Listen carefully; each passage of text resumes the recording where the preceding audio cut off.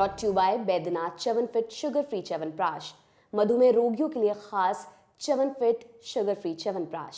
नेता नगरी के इस सत्र में बात होगी जनता दल यूनाइटेड की राजनीति की, जहां एक बड़ा बदलाव हुआ। अटकलों को सही ठहराते हुए नीतीश कुमार एक बार फिर से पार्टी के राष्ट्रीय अध्यक्ष बन गए। आरसीपी सिंह के बाद ललन सिंह को भी किनारे लगा दिया गया। दोनों की रुखसती के तरीके अलग अलग हैं, पर अंजाम एक ही है। वजह क्या रही इसकी, इन सब पर बात करने के लिए हमारे साथ पटना से दो वरिष्ठ पत्रकार जुड़ रहे हैं। सबसे पहले मैं स्वागत कर रहा हूं इंडिया टुडे पत्रिका से जुड़े हुए अमिताभ श्रीवास्तव जी का। अमिताभ जी, बहुत बहुत स्वागत है आपका नेता नगरी में। धन्यवाद।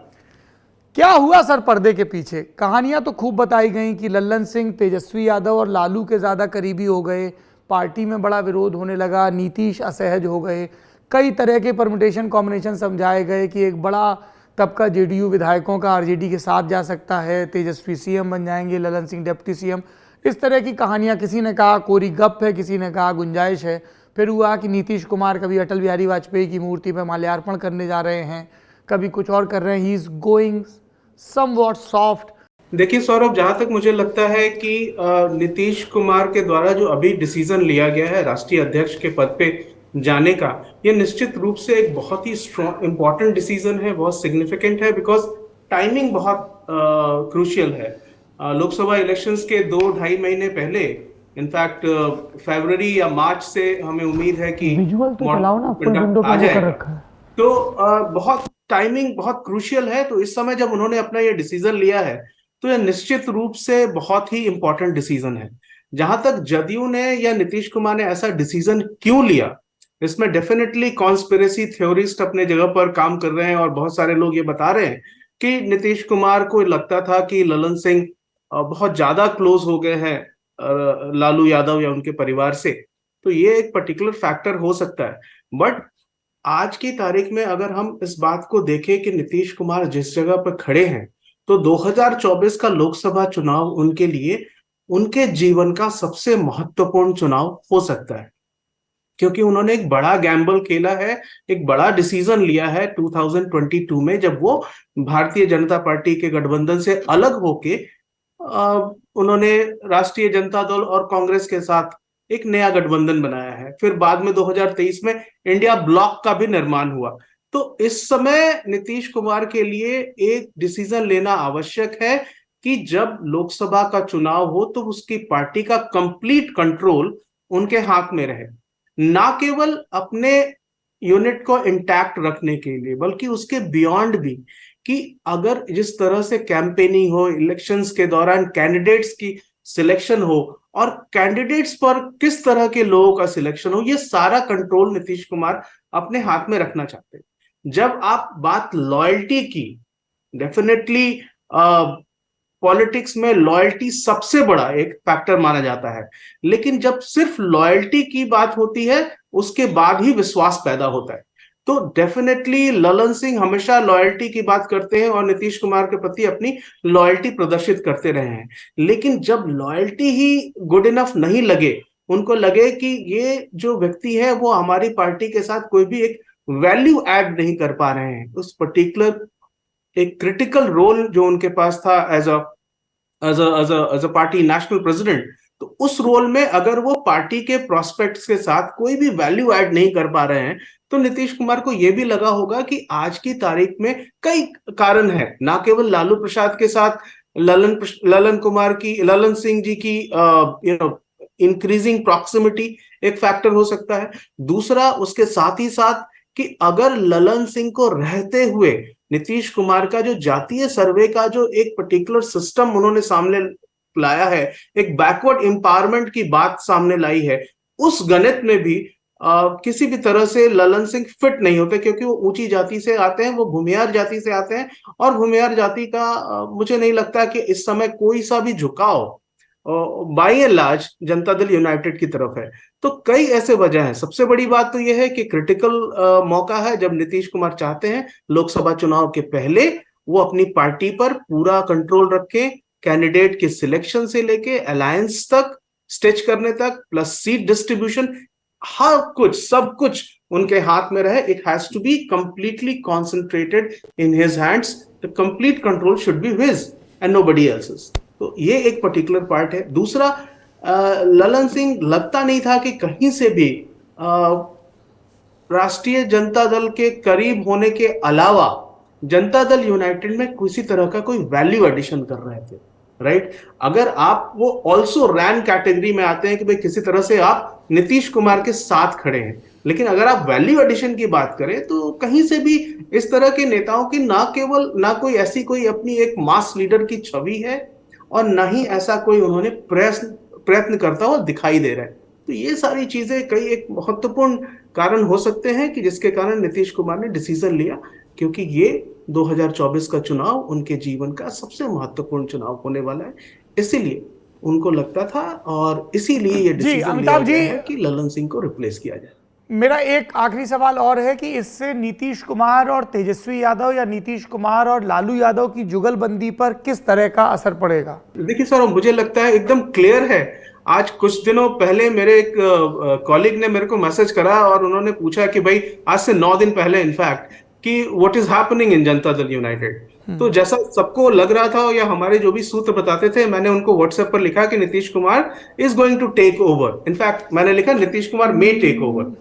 और जहां तक ललन सिंह, यही सवाल जो आपने अभी पूछा वही मेरे उस कॉलीग ने भी पूछा कि भाई लालू प्रसाद से उनके रिश्ते को क्या लगेगा, क्या असर होगा। Lalu Prasad does not love Lalan Singh, right. Lalu Prasad का भी एक लिमिटेड प्रॉक्सिमिटी है और ललन सिंह का उनके लिए एक लिमिटेड यूज रहा होगा। ललन सिंह बल्कि ऑन द कॉन्ट्रेरी पूरी तरह से लालू प्रसाद पर निर्भर बताए जाते हैं। इनफैक्ट अगर पूरी तरह से नहीं तो बहुत लार्ज नंबर में उनको नीतीश कुमार लालू प्रसाद के सपोर्टर्स के वोट की आवश्यकता है मुंगेर लोकसभा चुनाव में बीजेपी को टक्कर देने के लिए। तो इसीलिए वो लालू प्रसाद तो बहुत ज्यादा निर्भर हैं। लालू प्रसाद को उनकी बहुत ज्यादा आवश्यकता एज ए पॉलिटिशियन नहीं है, एज ए स्ट्रेटेजिस्ट हो सकती है कि भाई अगर ललन सिंह जनता दल यूनाइटेड के नेशनल प्रेसिडेंट बने रहते तो शायद वो कुछ ऐसे कैंडिडेट्स को सिलेक्ट कर सकते थे जो लालू को पसंद आते या लालू की स्कीम ऑफ थिंग्स में वो फिट आते। उसके बियॉन्ड लालू प्रसाद के लिए ललन सिंह का जो रोल है बहुत लिमिटेड है। ललन सिंह के लिए डेफिनेटली एक ये बड़ा सेटबैक है। मैं इसको सेटबैक इसलिए भी मानता हूं कि एज अ नेशनल प्रेसिडेंट ऐसा कोई रूल नहीं है जो अभी एक्सक्यूज एक दिया जा रहा है कि भाई वो एज अ नेशनल प्रेसिडेंट वो ज्यादा बिजी नहीं रह पाएंगे, कैंपेन नहीं कर पाएंगे या बाकी सारे समितियों को नहीं देख पाएंगे, कॉन्स्टिट्यूएंसीज नहीं जा पाएंगे बिकॉज वो लिमिटेड रहेंगे अपने लोकसभा चुनाव में। ऐसा कोई कारण नहीं है। मुझे एकदम क्लियर लग रहा है कि ललन सिंह जी के साइज को छोटा किया गया है डेलिबरेटली, और परहैप्स इसमें यह भी संभव हो सकता है कि नीतीश कुमार को लगता हो कि अगर लॉयल्टी क्वेश्चनेबल हो जाती है किसी व्यक्ति की, देखिए पॉलिटिक्स में लॉयल्टी एंड काबिलियत ये दोनों दो अलग अलग चीजें हैं और कई बार काबिलियत को कॉम्प्रोमाइज कर लिया जाता है अगर लॉयल्टी अनशेकेबल हो। अब यहां लॉयल्टी पर अगर थोड़ा सा भी एक हर्फ लग रहा है, क्वेश्चन उठ रहे हैं, तो नीतीश कुमार ऐसे क्रिटिकल जंक्चर में ऐसा बड़ा रिस्क नहीं लेंगे। निश्चित रूप से ललन सिंह का साइज छोटा किया गया है, ये उनके लिए सेटबैक है। लालू और नीतीश के संबंध में कोई बहुत ज्यादा अंतर अभी नहीं दिखेगा। हाँ, लालू डेफिनेटली एक थोड़ा वैरी जरूर हो जाएंगे कि अब नीतीश कुमार का सारा decision politics and party governance and party सब कुछ अब नीतीश कुमार के हाथ में केंद्रित हो गया। Thank you Amitabh ji, thank you so much. अब रुक करते हैं रोहित का। रोहित, आपसे मेरा सवाल ये है कि दिल्ली में जो जेडीयू आरजेडी को लेके खबरें चलती हैं और पटना में ये तो हम सुन रहे हैं, ज़मीन पर इस जुगलबंदी का क्या हाल है? ये सफल रही, हमने 2015 में देखा। इस तरीके की एक जुगलबंदी उत्तर प्रदेश में असफल रही, ये हमने सपा बसपा के लोकसभा के चुनाव के दौरान गठबंधन में देखा। लोग कहते हैं कि विधानसभा चुनाव में अलग किस्म से कास्ट अरिथमेटिक और केमिस्ट्री जुड़ती है और विधानसभा में अलग। तो 2024 के लोकसभा के कंटेक्स्ट में आप किस तरह से देखते हैं आरजेडी जेडीयू के गठबंधन को, और उसके बरक्स जो एनडीए का अलायंस वहां पर बन रहा है या बन सकता है, उसकी क्या पोजीशनिंग है? देखिए, एक बात तो तय है कि जो जुगलबंदी की आप बात कर रहे हैं, जो नीतीश और लालू की दोस्ती कह लीजिए, वो नेचुरल अलायंस पार्टनर्स नहीं है, क्योंकि लालू के खिलाफ ही नीतीश कुमार जो है वो राजनीति करते आए कई वर्षों तक, उसके कारण ही वो मुख्यमंत्री बने हुए हैं पिछले 18 सालों से। अगर हम बात करें मुख्य तौर पर जो लालू राबड़ी शासन काल था 15 साल का, उसी के खिलाफ नीतीश कुमार जो है उन्होंने हल्ला बोल किया था और उसी के खिलाफ वो सत्ता में आए थे 2005 में। लेकिन आज स्थितियां थोड़ी बदल गई हैं। नीतीश कुमार उन्हीं लालू प्रसाद के साथ इस वक्त मौजूद है, उनके साथ मिलकर सरकार चला रही है। लेकिन क्योंकि मैं बता रहा हूँ अविश्वास बहुत है एक दूसरे के ऊपर, क्योंकि देखिए नीतीश कुमार ने दो दो बार जो है वो पलट गए हैं। बीजेपी छोड़ा, आरजेडी में गए, फिर बीजेपी में आए, फिर वापस आरजेडी में गए। तो देखिए कोई भी दल जो है, चाहे वो बीजेपी हो या आरजेडी हो, वो नीतीश कुमार की विश्वसनीयता को लेकर हमेशा जो है सशंकित रहता है कि भाई नीतीश कुमार क्या करेंगे, कितने दिन हमारे साथ रहेंगे, रहेंगे या नहीं रहेंगे, कोई दावे से नहीं कह सकता है। तो यहाँ यही हुआ है। देखिए पिछले साल जब नीतीश कुमार बीजेपी से अलग होकर लालू के साथ चले गए और महागठबंधन की सरकार बन गई, उसके बाद से ही अब देखिए कि अविश्वास की स्थिति पैदा होनी फिर शुरू हो गई। तेजस्वी यादव को मुख्यमंत्री बनाने के लिए दबाव बनाए जाने लगा नीतीश कुमार पर। जाहिर सी बात है नीतीश कुमार इसको लेकर असहज होते हैं। और उसके बाद तकरीबन अब साल 1.5 साल का वक्त बीत चुका है इस सरकार का, और तेजस्वी यादव को मुख्यमंत्री बनाने को लेकर लगातार जो है नीतीश कुमार पर जो है वो दबाव विभिन्न विभिन्न समय पर जो है वो बनाया जाता है। और इसी के तहत जो आज ललन सिंह के खिलाफ जो कार्रवाई हुई है, कहा जाता है कि ललन सिंह ने अपना इस्तीफा दिया है, लेकिन अंदर खाली ये भी खबर है कि उन्होंने इस्तीफा दिया नहीं है, बल्कि उनसे इस्तीफा लिया गया है। ठीक उसी तरीके से जिस तरीके से आरसीपी को हटाया गया था अध्यक्ष पद से और पार्टी से भी हटाया गया था, तो वो एक मुख्य तौर पर कारण है। और देखिए जो हमें जानकारी मिली है सूत्रों से कि नीतीश कुमार को हटाकर ललन सिंह चाहते थे कि तेजस्वी यादव की ताजपोशी हो, क्योंकि पिछले कुछ महीनों में ललन सिंह और लालू जो है एक दूसरे के काफी करीब आए हैं। ठीक है, बहुत सारे मतलब उनके जो है रिश्ते जो है वो बेहतर हुए हैं। तो वही हमें जानकारी मिली कि जो नीतीश को ये जानकारी जब मिल गई कि ललन सिंह और लालू प्रसाद के बीच में करीबियां बढ़ती जा रही है, तो इसकी भनक नीतीश कुमार को लग गई थी। उसके बाद लालू के ही जो है मुझे लगता है कहने पर ललन सिंह ने एक प्लान ए रखा नीतीश कुमार के सामने कुछ वक्त पहले, जहां पे उन्होंने कहा कि नीतीश कुमार को अपना मुख्यमंत्री का पद छोड़ देना चाहिए, क्योंकि 18 साल से मुख्यमंत्री बने हुए हैं, और तेजस्वी यादव को सत्ता सौंप देनी चाहिए। लेकिन नीतीश कुमार जो जानकारी हमें है कि उससे इसके लिए तैयार नहीं हुए, सत्ता छोड़ने के लिए वो तैयार नहीं हुए। तब नीतीश कुमार के खिलाफ प्लान बी पर काम करना शुरू किया ललन सिंह और लालू ने। और प्लान बी दरअसल ये था कि किस तरीके से ललन सिंह जेडीयू को तोड़े, क्योंकि और जेडीयू को तोड़ने के बाद उन जो विधायक जो आएंगे इस तरफ, उसके साथ उनके समर्थन से तेजस्वी यादव को मुख्यमंत्री बना दिया जाए। तो उस पर भी जो है उसको लेकर भी एक जो जानकारी है वो एक गुप्त मीटिंग हुई। तकरीबन 10 से 12 विधायक उस बैठक में शामिल हुए। बैठक हुई, लेकिन हुआ ये कि इस बैठक की जानकारी नीतीश कुमार को हो गई। तब उन्हें पता चला कि ललन सिंह पार्टी को तोड़ने की कोशिश कर रहे हैं और तेजस्वी यादव को मुख्यमंत्री बनाना चाह रहे हैं।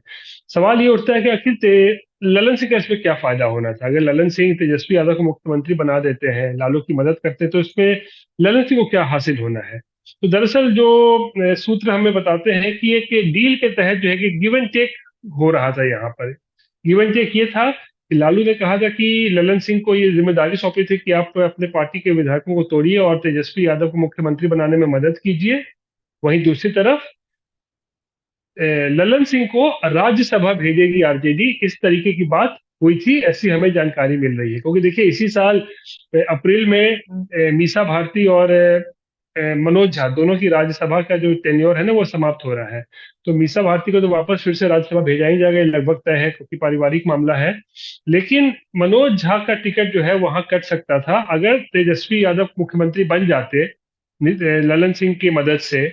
और तब ललन सिंह को इसका जो है कह सकते हैं एक तरीके से पुरस्कार मिल सकता था कि लालू उन्हें राज्यसभा भेज सकते थे अप्रैल महीने में, जब मनोज झा का टर्म खत्म हो रहा था। लेकिन ये तमाम जो गुप्त मीटिंग की जो मैं बात कह रहा हूँ ना, इस गुप्त मीटिंग की जानकारी नीतीश कुमार को लग गई और उसके बाद ही उन्होंने ऑपरेशन ललन सिंह पर काम करना शुरू कर दिया।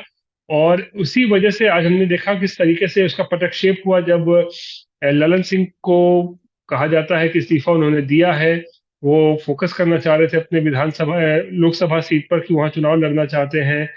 लेकिन जो हमें सूत्र बताते हैं कि उन्होंने इस्तीफा दिया नहीं, उनसे इस्तीफा लिया गया है, क्योंकि देखिए लल्लन सिंह भी जो हमें जानकारी मिल रही है कि वो लड़ना नहीं चाहते हैं मुंगेर से लोकसभा चुनाव, क्योंकि उन्हें लगता है कि इस बार अगर चुनाव लड़ेंगे तो शायद वहां से उनकी हार हो सकती है, इसलिए वो एक सेफ सीट चाह रहे थे। तो सेफ सीट क्या मतलब, वो राज्यसभा जाना चाह रहे थे ताकि 6 साल के लिए वो एक तरीके से सेटल हो जाए। और वही लालू के साथ उनकी एक डील भी हुई थी, लेकिन अब सारा कुछ जो है वो सामने आ चुका है। और एक बार इससे देखिए साबित ये हुआ कि नीतीश कुमार भी एक मंजे हुए राजनेता है भारतीय राजनीति के। आरसीपी का प्रकरण में भी उन्हें भनक मिल गई थी कि आरसीपी पार्टी को तोड़ने की कोशिश कर रहे हैं, और विधायकों को लेकर बीजेपी में जाने की कवायद में जुटे हुए थे।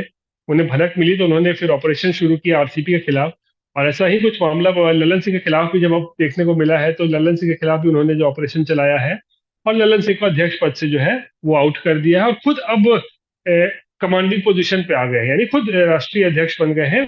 और यहाँ से अब नीतीश कुमार सारे फैसले लेंगे, और जाहिर सी बात है जहाँ इस पूरे प्रकरण से लालू को भी बहुत बड़ा झटका लगा है। लालू का भी जो पूरा प्लान था वो नीतीश तेजस्वी को सीएम बनाने का, उस प्लान को भी झटका लगा है।